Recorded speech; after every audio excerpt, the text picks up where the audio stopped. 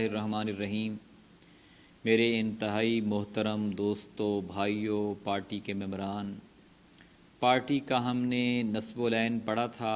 ہمارے پارٹی کا جو منشور ہے اس کے 14 نکات ہیں۔ قائد اعظم محمد علی جناح رحمۃ اللہ علیہ نے پاکستان بنانے کے لیے 14 نکات بنائے تھے۔ ہم پاکستان کو سنوارنے کے لیے، اس کو ترقی یافتہ بنانے کے لیے، اس کو ظلم سے پاک کرنے کے لیے، ایک منصف مدینہ جیسی ریاست بنانے کے لیے 14 نکات ہم نے بنائے ہیں، اور اس کے مطابق انشاءاللہ پارٹی کو چلائیں گے، اور جب اللہ ہمیں اقتدار دے گا تو ان 14 نکات کے مطابق ہم عوام کی خدمت کریں گے۔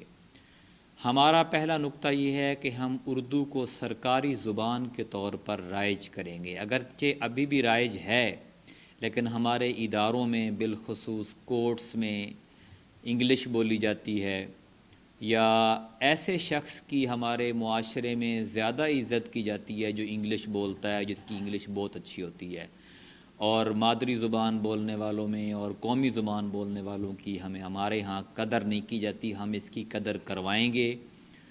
جتنی بھی ڈگریاں ہیں، master degree, M Phil, P H degree, M B B S engineering کی ڈگری، ہم انشاءاللہ اس کو اردو میں کریں گے، اور جتنی بھی ریسرچ دنیا میں ہو رہی ہے ہم اس کو اردو میں ٹرانسلیٹ کر کے ہم بقیہ ریسرچ جو کریں گے، جو بورڈ بنائیں گے، جو ریسرچ کے ادارے قائم کریں گے، ان کو ہم وہ اردو میں ٹرانسلیٹ کی ہوئی، ترجمہ کی ہوئی کتابیں دیں گے تاکہ وہ اردو میں اس کو آگے بڑھا سکیں۔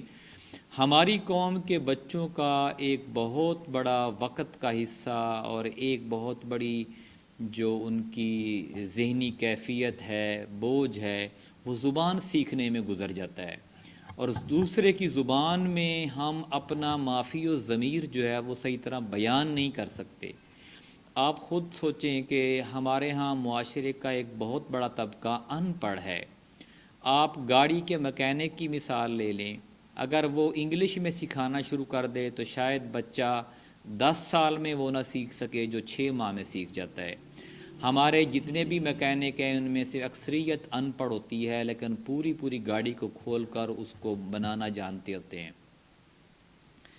اسی طرح ہمارے اور بہت سارے شعبوں کے ڈرائیور حضرات زیادہ تر ان پڑھ ہوتے ہیں، لیکن گاڑی بہت اچھی ڈرائیو کر لیتے ہیں، اس پی ایچ ڈی سے زیادہ اچھی ڈرائیو کر لیتے ہیں جو پڑھا لکھا ہوتا ہے۔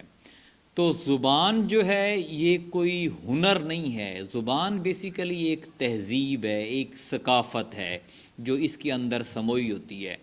آپ کسی دوسرے کی زبان ادھار لے کر اپنے قوم کو ترقی کی راہوں پر نہیں ڈال سکتے۔ دنیا کی جس قوم کی چاہے تاریخ اٹھا کر دیکھ لیں، اس نے اپنی زبان میں ہی ترقی کی ہے۔ عرب بے شک ان پڑھ تھے، لیکن انہوں نے عربی میں ہی ترقی کی ہے۔ جاپان نے اپنی جیپنیز میں ترقی کی ہے۔ چائنا کو آپ دیکھ لیں، برطانیہ کی انگریزی ہے، امریکہ کی انگریزی ہے، ترکیوں والوں کی ٹرکش ہے۔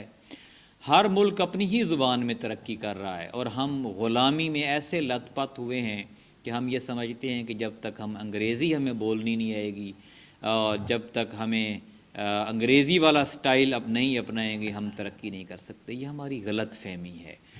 اردو ہماری زبان ہے، قومی زبان ہے، اسی کو عزت دیں گے اور انشاءاللہ اسی کے ذریعے سے ہم ترقی کریں گے۔ بہت شکریہ۔